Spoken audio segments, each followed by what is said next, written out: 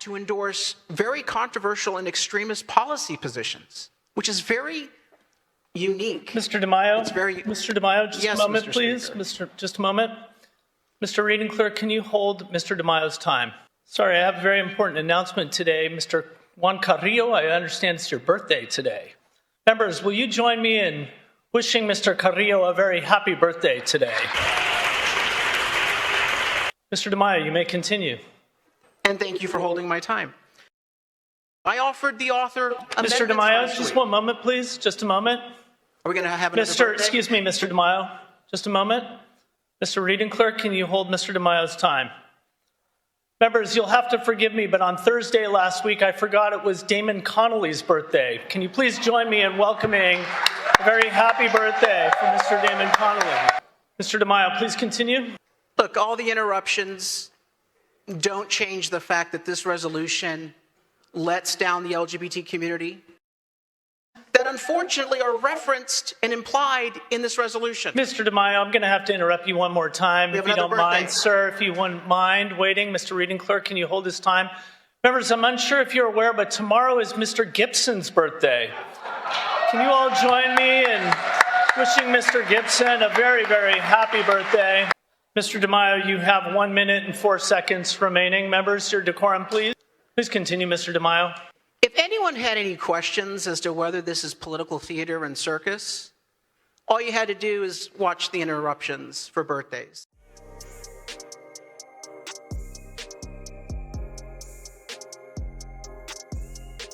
Hello, everyone. Welcome to the LGB Alliance USA News Roundup for the 2 weeks ending in the 4th of July weekend of 2025. We are here with Jos and Arianne. First, a summary of the news. UPenn apologizes for allowing trans-identified male athlete Lia Thomas on their women's swim team. California found in violation of Title IX due to its women's sports policies. LGB Californians testify against their state's trans overreach. The Supreme Court agrees to hear 2 cases regarding protecting women's sports. And the Supreme Court rules in favor of parents over a pro-LGBTQ+ school board in the Mahmoud versus Taylor case. And I'll hand it to you, Jos, to kick us off. Thanks, Arianne. The University of Pennsylvania and the U.S. Education Department announced on Tuesday a voluntary settlement resolving a federal civil rights investigation into the participation of trans-identifying male swimmer Lia Thomas on Penn's women's swim team. Under the agreement, Penn has removed Thomas's name from the 3 school freestyle records and restored those titles and times to the female athletes who would have received them in the 2021-2022 season, had the NCAA and the university not transgressed the female athletes' rights. The university will also send personalized apology letters to each of those competitors. The Education Department's investigation, which began in February of 2025, found that Penn's compliance with the NCAA eligibility rules for trans-identifying athletes had violated the rights of women under Title IX. As part of the resolution, Penn agreed to adopt biology-based definitions of male and female for its athletics programs and to affirm that males will no longer compete in women's sports at the university. In a statement, Penn President J. Larry Jamieson emphasized that the university followed NCAA and Title IX guidance in effect at the time, but acknowledged that some athletes were disadvantaged by those policies. He said, quote, "We recognize this and will apologize to those who experienced a competitive disadvantage or experienced anxiety because of the policies in effect at the time," end quote. I personally find this message from the university president, which reduces the issue down to anxiety, to be extremely patronizing. The female athletes who fought against the unfair policies established by the NCAA and the Biden administration's disastrous interpretation of Title IX poured their hearts out before Congress, the media, and the public. This was not an issue of anxiety, it was an issue of safety, fairness, and respect. When the women spoke out, the university gaslit them and offered them re-education programs so they could make peace with allowing a naked man to invade their private spaces and take their awards and opportunities. This quote is from Paula Scanlon's testimony before Congress. She said, My teammates and I were forced to undress in the presence of Leah, a 6'4" tall biological man, fully intact with male genitalia, 18 times each week. Some girls opted to change in bathroom stalls, and others used the family bathroom to avoid this. When we tried to voice our concern to the athletic department, we were told that Leah swimming and being in our locker room was non-negotiable, and we were offered psychological services to attempt to re-educate us to become comfortable with the idea of undressing in front of a male. End quote. Education Secretary Linda McMahon hailed the agreement as a victory for women's sports, commending Penn for addressing, quote, past harms against women and girls, end quote, and pledging ongoing enforcement of Title IX. The Education Department has asked the NCAA and the National Federation of State High School Associations to restore titles, awards, and records that have been misappropriated by biological males competing in female categories. This request, as yet, has gone unanswered. In February, the NCAA changed its rules to restrict women's competition to female athletes. The Education Department opened its probe in February and concluded the investigation in April, opting for a voluntary agreement rather than more severe enforcement actions. As I wrap up this segment, I want to mention the persistent gaslighting that goes on via mainstream media around transgender issues. Many of the articles about this case included in their headline phrasing like transgender ban, ban trans women, etc. I want to be very, very clear. Athletes can and always have been able to participate in competitive athletics in their respective sex categories. This is not a ban, this is a restoration of rights for female athletes in line with the original purpose of Title IX. And now to you, Arianne. Thank you, Jos. And there is more sports news, this time from California. The U.S. Department of Education's Office for Civil Rights, the OCR, announced on June 25th that the California Interscholastic Federation, the CIF, and the California Department of Education, the CDE, were found to be in violation of Title IX for allowing males onto women and girls sports teams. U.S. Secretary of Education Linda McMahon said in a statement, quote, although Governor Gavin Newsom admitted months ago it was deeply unfair to allow men to compete in women's sports, both the California Department of Education and the California Interscholastic Federation continued as recently as a few weeks ago to allow men to steal female athletes' well-deserved accolades and to subject them to the indignity of unfair and unsafe competitions. The Trump administration will relentlessly enforce Title IX's protections for women and girls, and our findings today make clear that California has failed to adhere to its obligations under federal law. The state must swiftly come into compliance with Title IX or face the consequences that follow. Unquote. The Department of Education gave the OCR and the CIF 10 days to comply with the decision or face consequences. On Monday, July 7th, various accounts on X, including from former news anchor Jeff Vaughn, California Assemblymember Kate Sanchez, and Congressman Kevin Kiley, leaked a brief statement from the California Department of Education saying that California will not comply with the National Department of Education's demands. So it looks like this showdown between California and the federal government will continue for the time being. Meanwhile, there are many Californians outraged at their state's policies. In the past few weeks, we have seen some very outspoken testimony from gay and lesbian Californians within and in front of their legislator, calling out the LGBTQ+ narrative. On June 23rd, State Assembly member Carl DeMaio, who is the first openly gay Republican elected to the California Assembly, criticized controversial language in a Pride resolution, H.R. 43. He had particular issue with H.R. 43's stance on trans issues, including the bill's endorsement of allowing men who identify as women into women's sports. DeMaio says this harms the integrity of girls' sports. In turn, his fellow legislators kept trying to interrupt his speech by doing random birthday announcements. How mature and thoughtful. Instead of listen, legislators behave like students giving announcements at a high school assembly. We also saw on June 30th openly lesbian Beverly Talbot speak out against SB 418 in California. SB 418 is a bill that would, among other things, expand medical insurance coverage for cross-sex hormones and ban discrimination according to gender identity. Bev pointed out data showing that most kids who transition are same-sex attracted and that it's homophobic to medicalize such same-sex attraction and gender nonconformity with dangerous treatments. She said, quote, "Today's masculine girls and feminine boys are told they should and can be the other sex. This lie is the true conversion therapy," unquote. For her testimony, Bev won the Female Free Speech Friday Award on Kara Dansky's Turf Report Substack. Congratulations to Bev.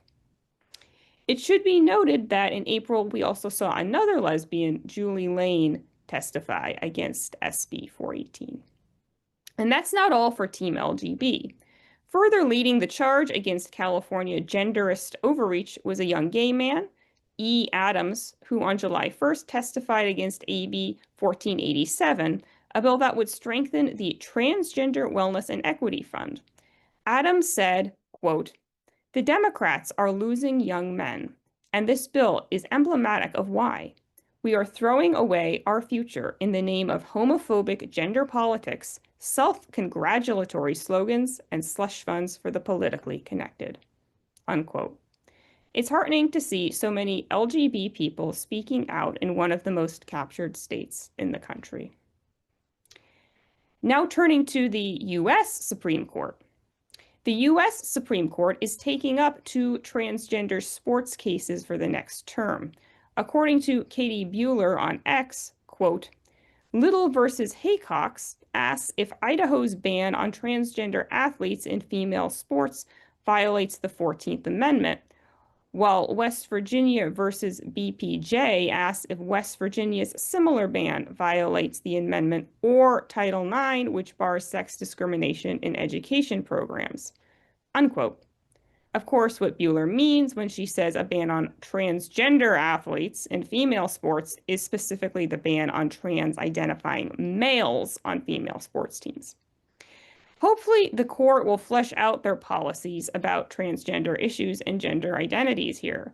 As we said in our reporting back on the Scrimetti case, the majority has so far been cautious in its approach, affirming the rights of states to pass laws reining in transgender activist overreach, while declining to chime in on the protected status or lack thereof of transgender identities.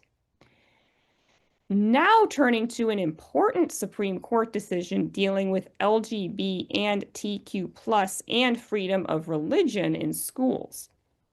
Do parents have a right to opt their children out of public school curriculums that teach about gender identity and sexual orientation if those teachings violate their religious beliefs?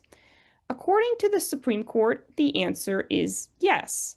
In a 6-3 decision on June 27th, the Supreme Court ruled in favor of parents in the Mahmoud v. Taylor case. We've discussed this case before. It revolves around the school board in Montgomery County, Maryland, which mandated instruction using LGBTQ+ inclusive school books. The school board initially allowed parents with religious objections to opt their children out of classes where the LGBTQ+ books were taught. However, this accommodation was rescinded after the 2022 to 2023 school year because the school board thought that allowing kids to opt out of these lessons would expose other students to social stigma and isolation. This led to over 1,000 parents from multiple different faith groups signing a petition demanding a return to their opt-out rights. Multiple people also testified in favor of opt-out rights at school board meetings, but were met with skepticism from school board members who accused the concerned parents and children of being religious dogmatists and even white supremacists.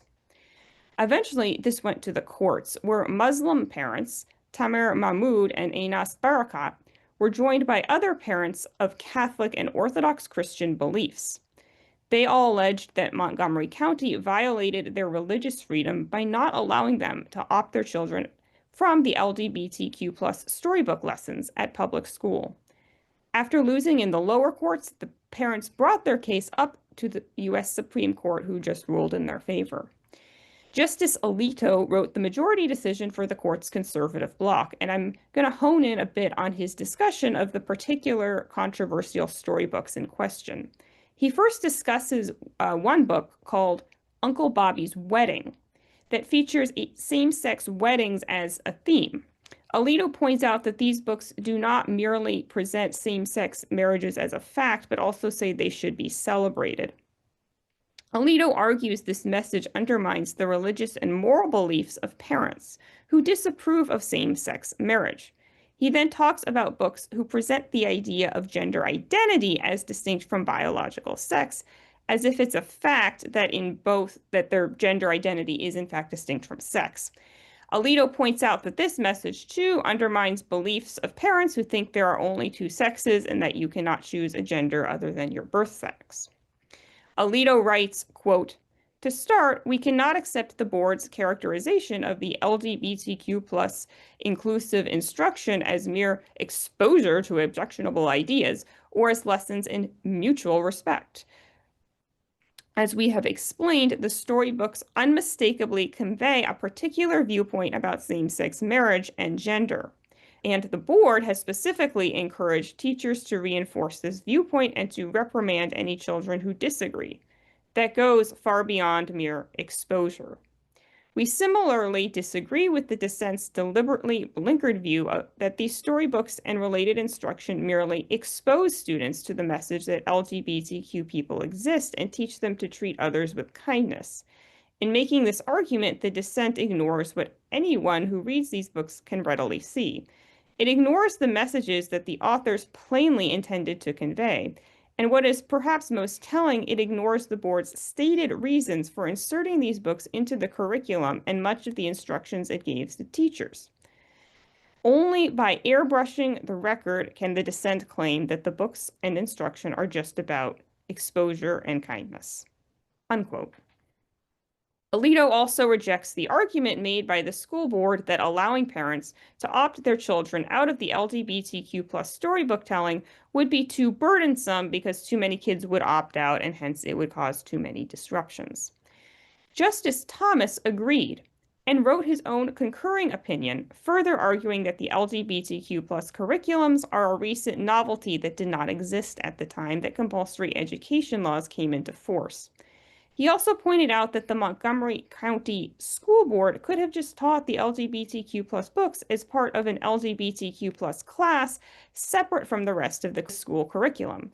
This would have made it relatively easy for the parents to opt their children out of their lessons.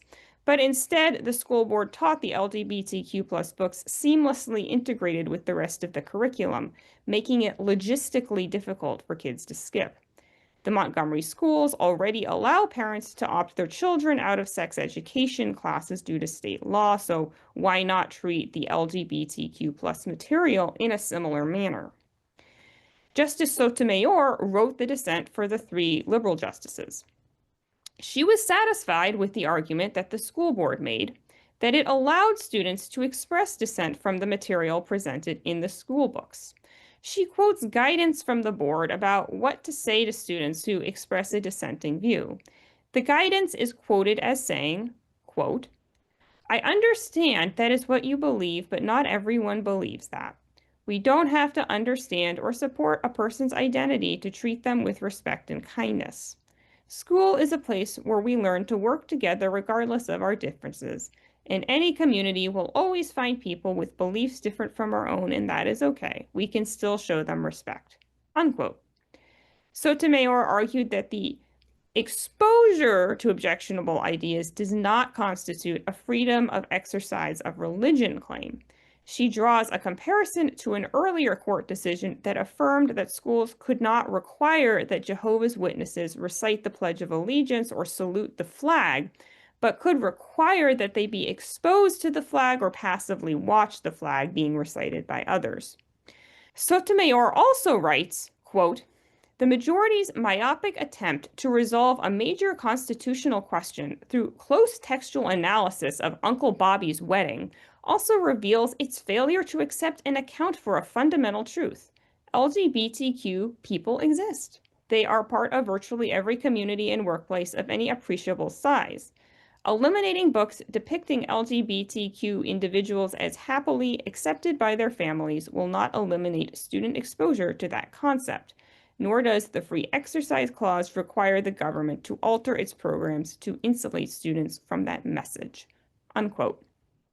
Sotomayor goes on to say how allowing parents in this case to opt out opens up the can of worms for a whole litany of other claims, like, for example, allowing parents to opt their kids out of teachings on evolution or vaccines. She also says the majority opinion will make it harder to confront anti-gay bullying and that people could object to things as innocuous as a female teacher displaying a photo of her wife. Okay, so what do I take away from all this? On one hand, I do think Sotomayor is technically right, that exposure to controversial ideas isn't necessarily indoctrination. And I do have to admit that I have some worries about overscrupulous parents exploiting religious freedom to object to anything they don't like in schools. That said, it seems like context and motive are important. The behavior of the members of the school board of Montgomery County, including belittling parents who objected to the LGBTQ plus books as religious fanatics and racists, indicates they did have an agenda of indoctrination, even if they were more passive-aggressive than direct about enforcing it. On top of this, this isn't the one odd book with a controversial opinion, and this certainly isn't a matter of a lesbian teacher with her wife's photo on her desk. We're talking about a whole collection of books specifically curated with an LGBTQ plus message that teachers were actively reading from. Let's consider another scenario. If schools were instructed to read from a collection of Christian books that promoted a pro-Christian message, with the school board members on record as belittling non-Christians, surely Sotomayor would say that crosses the line on religious freedom, even if students weren't explicitly required to agree with the books. I also think Justice Thomas made a good point that the school board could have avoided this controversy if they just taught the LGBTQ books only in a separate discrete unit that parents could be allowed to opt their children in or out of. In other words, make it like a sex ed class. Instead, the Montgomery School Board decided to scatter these books throughout their curriculum, making them harder to avoid, which I have to admit makes me doubt the innocence of the school board's motives here. It sounds like the school board was deliberately trying to make religious accommodations logistically difficult. So overall, I'm inclined to say this decision is the right one, and I'm curious what you have to say about that, Josh. This is a really interesting case, and definitely, to me, pulls to the point of the LGBTQ forced teaming, in the sense that would this be something that was on the radar if gender wasn't such a preoccupation for so many in the liberal spheres or in education? I don't know. Maybe it would, but I mean, Uncle Bobby's wedding sounds like it was fantastic. I would I would want to go to Uncle Bobby's wedding. So, books like that, I think maybe there's a place for them in the library. Just super innocuous. Gay people exist. It's a thing. But maybe not a whole lesson, or having lessons geared around it. I'm not sure. Like you mentioned, it does seem that it's purposefully maybe activisty of the teachers to have this lesson and not provide a means for opting out. I'm of the generation where kids did opt out of the hygiene lessons and whatever else that happened in elementary school. Like, parents were able to opt kids out of everything for us Gen X kids. So I don't understand why the school board wouldn't allow an opt out situation here as well. Like I was saying, context is really important to that. Something like Uncle Bobby's wedding could be in just a library for kids. And it's the same thing. It could be a book that's called Uncle Bobby Took Us to Church, could be in a library, or Uncle Bobby Took Us to Synagogue, could be in a library. But when you're deliberately selecting books that all have the same agenda, and and not only you're like actually being required to teach it as part of this program. It just seems like it's hard to avoid that this is in fact indoctrination, even if they're not literally like giving kids detentions for not believing it. It's still, it seems pretty clear what their agenda is. Yeah, that absolutely seems agendaed. And if there was a teacher that didn't want to teach it, what happens in that case? Like, did that even come up as an argument? And it seems like maybe it didn't, but maybe there was a teacher that didn't want to use these lesson plans. And it sounds like it was a lesson plan that was for the whole county, that this wasn't just an errant teacher or two or one school where this was happening, that it was all the schools in that county. And that's a problem. Yeah, that's a good question if there were any teachers that objected. My recollection of it is that it was something where, yeah, you were required to like teach at least one of these books every so often or something like that. So it didn't sound entirely optional for the for the teachers either, and maybe none of the teachers did object, or they did but didn't speak up. But yeah, that's another angle to it. Why force the teachers to do this? The point that Sotomayor made about opting out of important things like evolution, th this is a slippery slope to me. This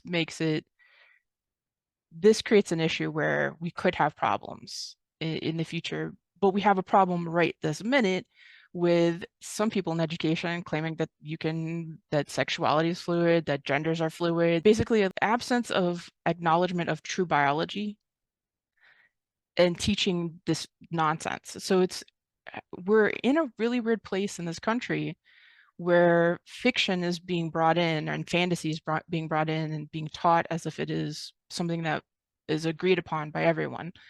And meanwhile, things that are agreed upon by everyone are just kind of like shoved to the side. And what does that do, especially now when we have Supreme Court cases, Supreme Court rulings like this? That is the one area where I think that Sotomayor was correct in her dissent, that this opens a door to something that could be potentially tricky in the future. Yeah, that's where I stand too. I think, like you said, there could be a problem in the future, but we also have a problem now. And I think trying to really enforce this and sort of carving out where we're at with the law is going to be a bit tricky. I mean, the way I would rationalize it is something like evolution is really essential for a proper biology curriculum. Like you really can't have a biology, really can't say that you've properly taken a biology class if you're not exposed to evolution. And also the example Sotomayor gave about like patriotism, like the American flag, the Jehovah's Witnesses, as long as they don't have to recite the Pledge of Allegiance, they can still be forced to stand there. I also don't think that's the best analogy because, I mean, I feel like patriotism is one of these things that has always been built into the school system. And it's also the case that the government kind of has the right to do certain things that other groups don't. Like the government can force us to pay taxes or even serve in the military in some cases, while as you can't require the church to, make you tithe or require you to donate funds to an LGBTQ NGO. So I get where she's coming from with some of these analogies, but I think for this specific case, they don't really apply. But once again, I could see more zealous parents, maybe more scrupulous parents trying to take it even further than this. As a progressive liberal person, it pains me a bit to find myself agreeing with justices like Clarence Thomas, but here we are. Ultimately, the parents needed a route to have choices about their children's education. And in this case, to me, it makes sense. It is really tricky, though. Do you know what other book, was it just a handful of books, or do you know what other books were There were involved? a number of books, I think, in the Supreme Court case in the actual verdict, they showed pictures of some of them. I didn't look at those carefully. I also remember during the hearings, some books were brought up. I mentioned this in the previous reporting on this. One of them involved an alphabet. It was like an alphabet book with like a puppy going to pride, and each letter of the alphabet stood for a different thing. And it really did look like one of the characters was wearing bondage leather. I mean, it was subtle, but I think it was there. Plus, and this might have even been, I think the thing that annoyed me the most is I remember there were some like pro HRC or GLAD signs at the Pride in the book, which just seems to me like a blatant attempt at certain groups to try to sort of brand themselves and popularize their message in schools. That to me is a whole different level of inappropriateness when it's not just about the ideology, but certain groups are shamelessly trying to promote themselves in public schools. So there were many books and many different layers of problems, some of which may have been worse than others. I don't know. I'm thinking also about that book. Maybe this one wasn't involved because it would have been maybe for high school level is the book that had it was something about being queer, this, that, or the other, and it was like a graphic novel. So initially, like when I heard about this case, I thought maybe it was about books like that that were very explicit, but it sounds like it's just about an ideology being taught. Yeah, I haven't gone through the whole library they were trying to promote. I don't recall anything that was egregiously, explicitly sexual. Like I've seen some pretty bad ones in other contexts where they were trying to promote more of a sex ed curriculum that I think crossed the line to me, but don't know what the worst of in this particular case, what the worst of it was. I think they were probably more subtle. Yeah, if it's elementary age, because this was particularly about elementary age curriculum, right? Yeah, I mean, it was as young as kindergarten, I think. Yeah, and I mean, the thing is, I was not everybody agrees about this. I was a gay kid. Like I was always a lesbian my whole life. Like it's just something I realized later, but I was always that person. I was always gonna grow up to be who I am. And I didn't have to have anything in my face to get me where I am. But now kids are in this place where, and youth are in this place where they're getting messaging, especially around gender stuff, that may be confusing to them. I didn't get those messages. I didn't have any of those input. So on the one hand, I want positive visibility for LGBT people in the world. I'm for that. But by the same token, if it's always going to also be attached to gender stuff and fantasy land, then it's not useful. And I don't know how we can separate those two things, where it could just be a story time in a school, like fourth grade, like our fourth grade teachers used to read to us at lunchtime. Like it was a beautiful thing. I had a great elementary school. Public education was great in the 70s, 80s. But that's different than having a whole curriculum about it. It's more than just a story time when there's a curriculum around it. And for parents to not be able to opt out, like even at that point, parents could opt out if you didn't want your kid to listen to Where the Red Fern Grows, or whatever those books were that we were being read in elementary school. There's always the option to opt out. And ultimately, when a school board doesn't allow parents to opt their kids out, that's a real problem. Yeah, that's interesting. I remember the only thing that comes to mind, I went to a secular private school, and I remember we would have a Halloween parade where we all would dress up in our costumes and show up. And there was one year where I remember a student didn't come, and I was told by her friend that it was because her parents were really evangelical Christians who thought that like Halloween was satanic or something, which was an unusual perspective given where I lived, but I mean it wasn't mandatory to go to the Halloween parade. So, yeah.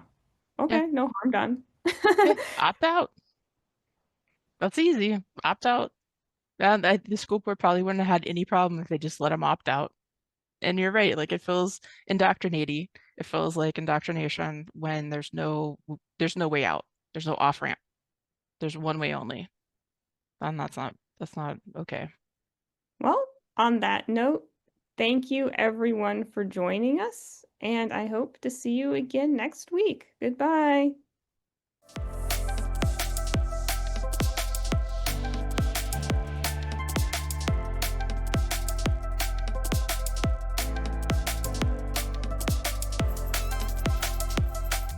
What a missed opportunity.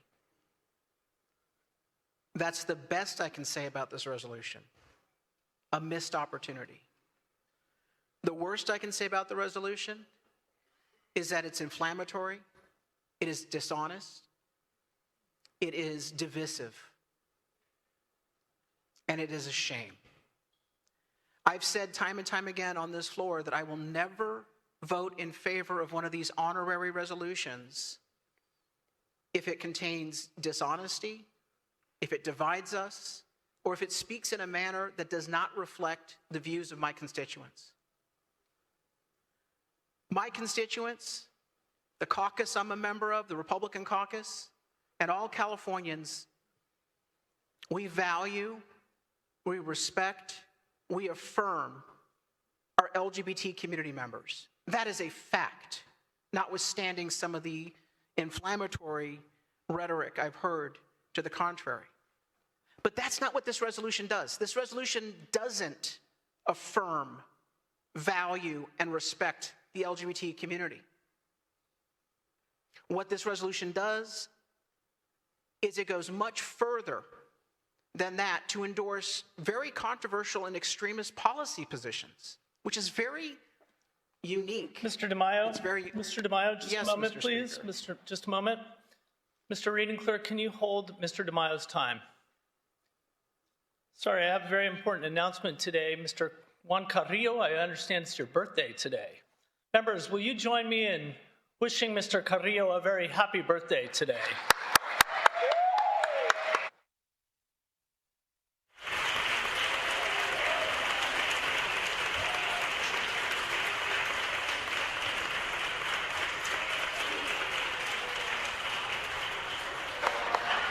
Wishing you many happy returns, Mr. Carrillo.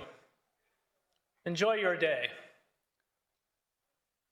Mr. DeMaio, you may continue. And thank you for holding my time. So where we left off about the extremist views that are endorsed in this resolution, which includes ending girls' sports, the integrity of girls' sports, that is included in this resolution. That is not supported even by a majority of LGBT community members, let alone California voters.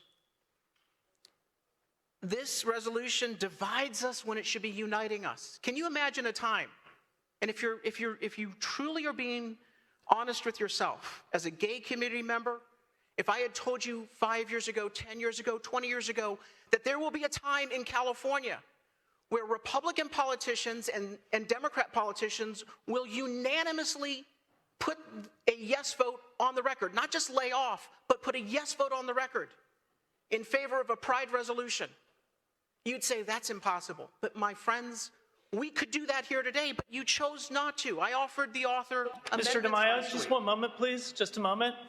Are we going to have another birthday? Excuse me, Mr. DeMaio. Just a moment. Mr. Reading Clerk, can you hold Mr. DeMaio's time? Members, you'll have to forgive me, but on Thursday last week, I forgot it was Damon Connolly's birthday. Can you please join me in welcoming a very happy birthday for Mr. Damon Connolly?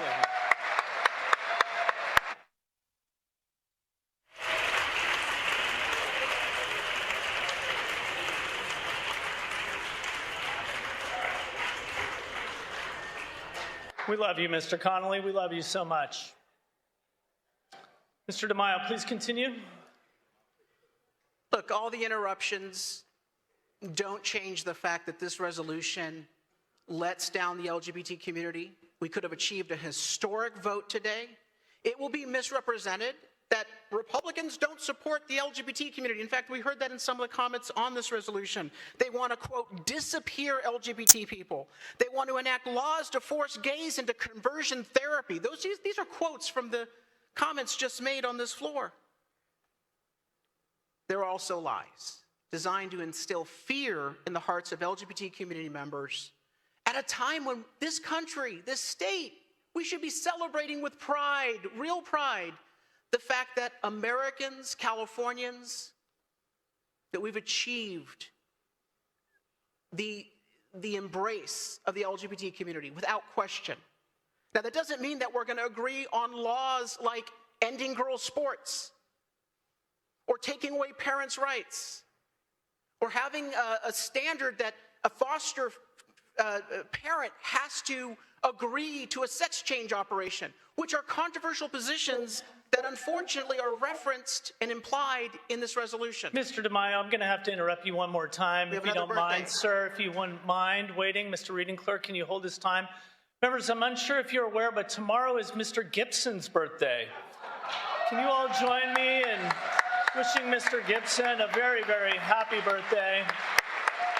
Happy birthday, Mr. Gibson. Happy birthday. We love you. Mr. DeMaio, you have 1 minute and 4 seconds remaining. Members, your decorum, please. Please continue, Mr. DeMaio. If anyone had any questions as to whether this is political theater and circus, all you had to do is watch the interruptions for birthdays, notwithstanding the fact that we celebrate your birthdays. But I think California voters of all stripes, Democrat, Republican, and in between, understand what I'm saying today is true. This is not about affirming the LGBT community. It's about using them as a political pawn to divide us. 30 seconds. When you had an opportunity to unite us, you chose division. You're out of order, Mr. DeMaio. You are out of order. We had an opportunity for a unanimous vote on a Pride resolution, which would have been quite historic, quite remarkable. And yet this majority chose to take that civil rights achievement and set it aside. I will be voting no on the contents of this resolution, not because I don't support Pride or my own community, but because I do not support division. I do not Thank you, Mr. support DeMaio. dishonesty.